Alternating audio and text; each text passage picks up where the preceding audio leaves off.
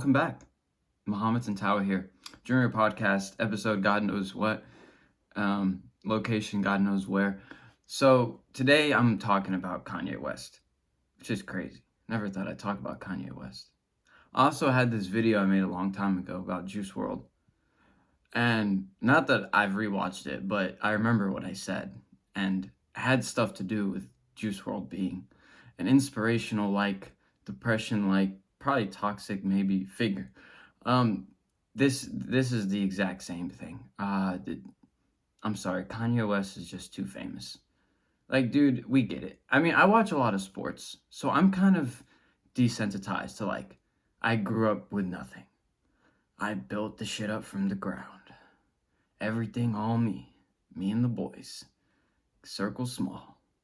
Like all that stuff, dude, it's cool. But it's just the trend, it's the formula for every successful person ever. Circle small, consistent behavior, less distractions, and the ability to not care about people's opinions, something like that. And what Kanye West did was, I guess, feel complacent in his place as a music celebrity and as an all-time great, I would say, in the music world. He's pretty good. I have a lot more songs than I would even think by Kanye West. But I don't want to hear you talk about White Lives Matter. I don't want to see you next to... For anything, it's like Candace Owens joins Kanye West. Dun, dun, dun. Like, for me, that ruined the credibility of Candace Owens. Like, why are you joining Kanye? Who's Kanye West? It's the LeBron James effect. It's like, dude, you play basketball. You came out of high school and played basketball. You don't know that much. I can say that for certain. I can say that because statistically you don't probably know anything. So I'm going to base it off that because I don't have the time, ability to really figure out certain things because you take leaps of faith. So if I had to take a leap of faith, I would leap over LeBron James and Kanye West and go to the nearest, I don't care their political affiliation, professor. Just give me someone who's read a book. I'm not sure Kanye West or LeBron have ever read books or listened to podcasts. There's a certain level of fame that you have to kind of, when you are your own moneymaker, you reinvest to yourself.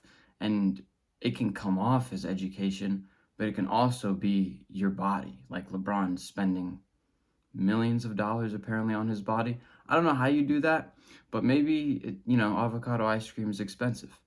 Don't know. But the bigger idea of celebrities holding weight, their opinion meaning something, or that I should watch something related to them where they're speaking their true opinions on the world, that's cute. It kind of reminds me of a child. You know, when I do this too, but you're like 8 and you're asking big questions about the world, like who's God, or what is a good person, or how should you live your life? Something like that. You're asking that, and you just cater. You give them an answer. You give them a nice general BS answer because it's not BS because the intention. It's BS because nothing can ever be linguistically stated that is whole encompassing the whole picture.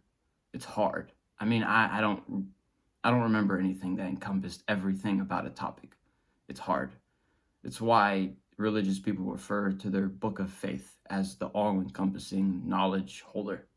It's a reliance. It's kind of easing the burden of trying to live this life, because there is a point, I think, in everyone's life where they start asking themselves, am I a good person? And they try to figure out how. And then when they come to the conclusion, they start pointing out then these are the bad, good, and average behaviors. In comparison to where they want to be in life. So you're kind of basing it off a potential future you. It's cool. I mean, it's a leap of faith. It's kind of like raising children. You don't really know you're a good parent, I guess, until you see your children, but then at the same time, your children can be fuck ups. So I don't, it's nothing. No, it's not whole encompassing. It's hard to grapple with. But I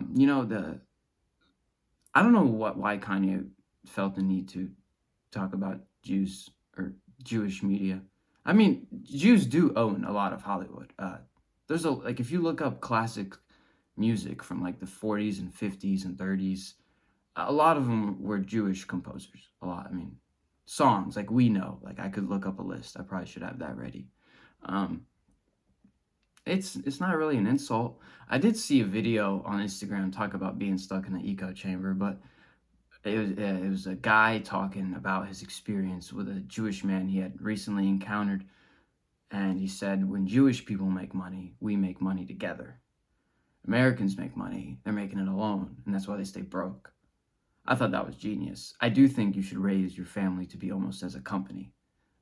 I do have a friend who surprisingly is almost raised like that. Him and his dad are like business partners basically, and I think it's a real advantage. I think it gives you a real a stepping stone, yes, but a palette of fuck ups that you can play around with because you have someone at your back. So your guidance will always be at least mid, so you won't completely fail. And the worst that you can do is fall back onto the person that's maybe funding you or giving you more knowledge as you keep going on. So it's never like I have to go dig for this and wait a couple years. So I think that's the perfect formula. And it's sad because it's a formula based on money. Um because everything is money. So sad. It's so sad because you don't know what to trust. You don't know what if it's just money. Even like there was this discussion post I had to answer last week. I felt like a nerd because in college, everyone's doing the discussion post. No one really wants to do that. No one really wants to talk about God knows what discussion. Here's what I think. Um, a lot of the responses are basic, and I can tell. You can tell when you got three sentences, you need five, and you stretch two more. Just some BS commentary, and it's great. It works. I do it more often than I want to. But I made my answer really meaningful, at least to me. The news subscription, it's okay. So it's a product. It's a product, right? Because these companies are producing it. You have editors, designers, and marketers, I guess, that put it together into an app, website, or print. And you buy the product, which is news from a certain source, but based on the same object. So the objectification of worldly perspective. I don't know. And if it's a product, that means it's incentivized to make more money. They're incentivized to make more money. That means they have to make it better. But what does better mean?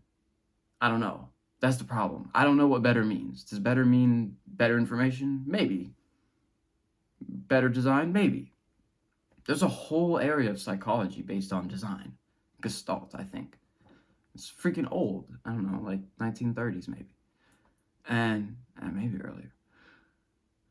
And I don't know what to trust. Like, I don't even know, should I read news? Should you read news? Like, that's a real good question. And apparently to Kanye West, there's this thing that the media is trying to do that he says it in his music. It's like with abortion, for example, they're trying to kill the black family, which it is cool if you're just looking at like Kanye West and it's like, oh wow, he's saying that. I wonder where he got that from. But he's not nowhere near the first person to talk about the idea of the government destroying the black family. I remember watching a professor talk about this, Dr. Jumunju, something like that, dude. I don't even remember, but he had a 3-part seminar on YouTube that he filmed in a classroom about 20. And he was talking about how the world has destroyed the black family.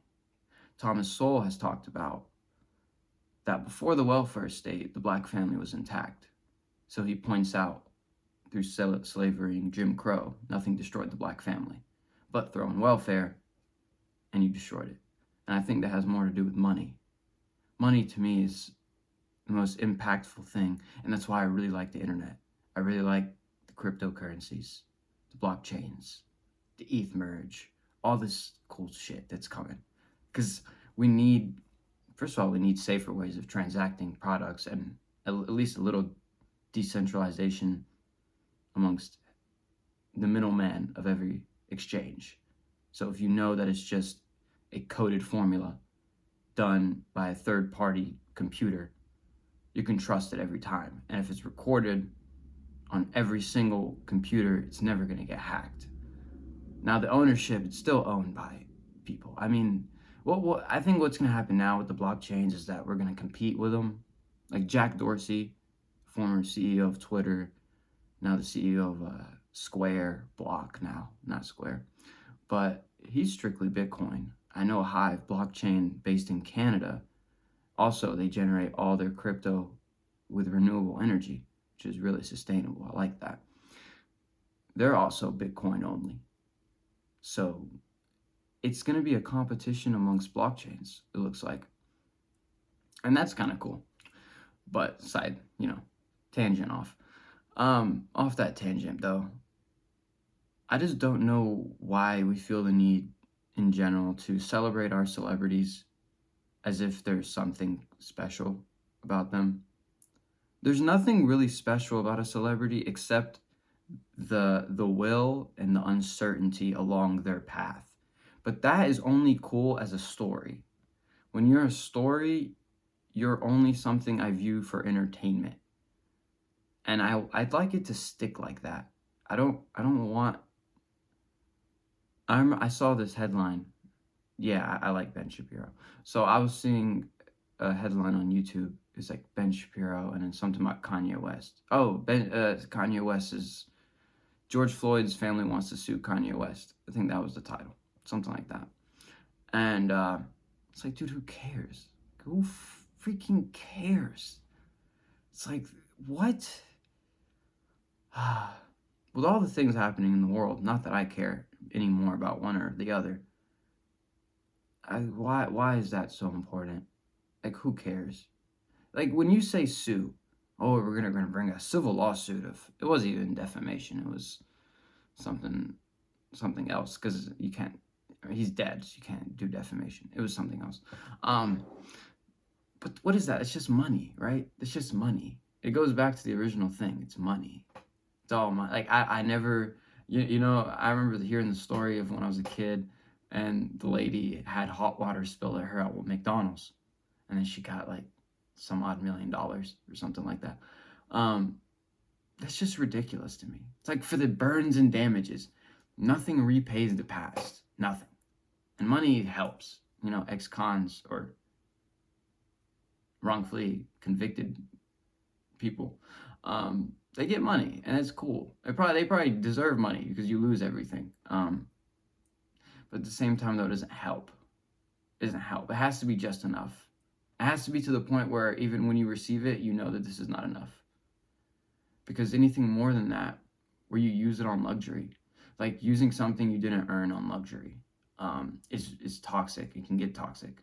When you earn everything, you can get toxic too, because it can be like a me workaholic.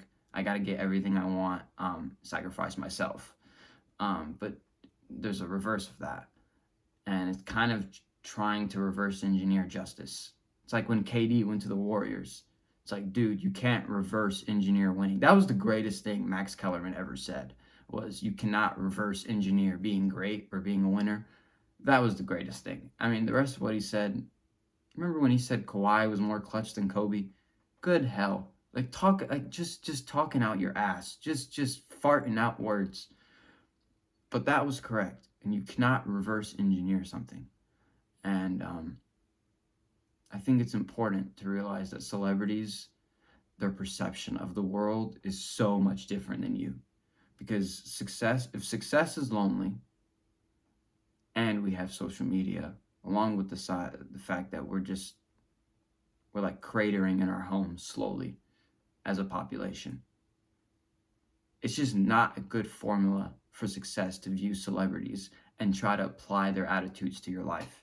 You should try to blend your own attitudes with your own adjustments and seek different behavior.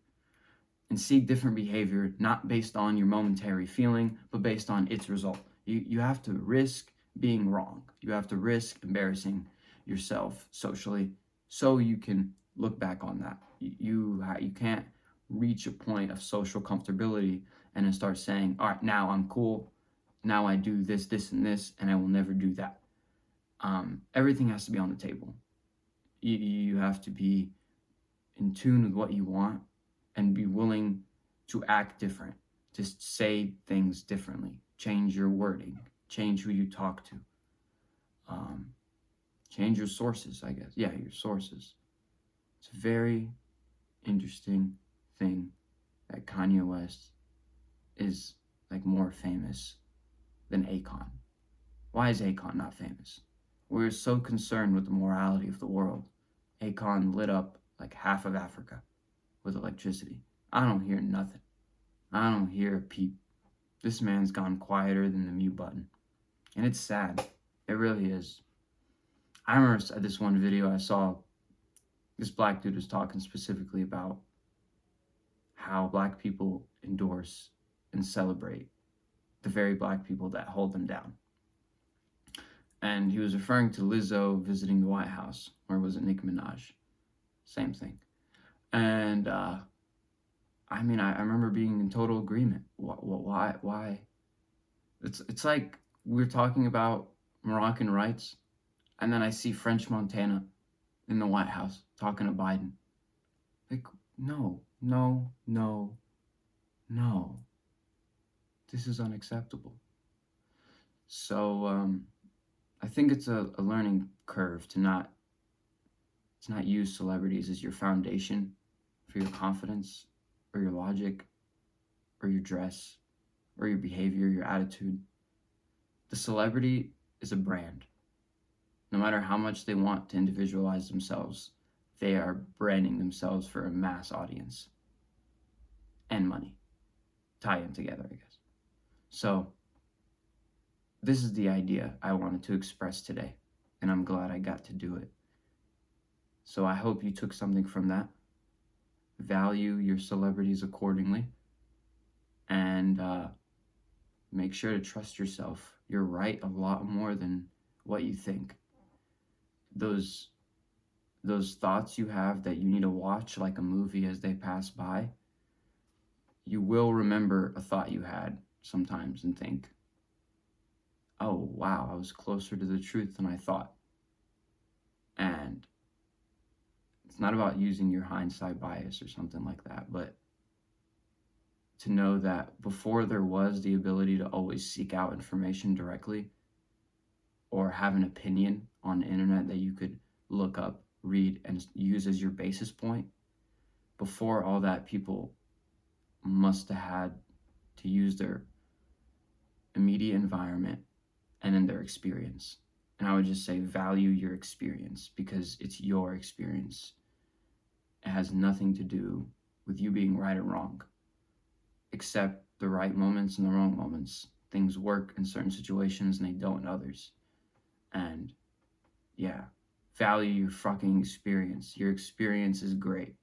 Your experience means more than anything you'll ever watch on YouTube. So yeah, thesis statement made. I appreciate you listening. I try to get out an episode every week, once a week. Yeah, I appreciate those who've been listening. I have somehow an audience in Seattle. Nice. Punk rock, I learned, started there. So I'll probably get down. So appreciate you guys. See you next week. Take care. Mohammed Tantawi signing off.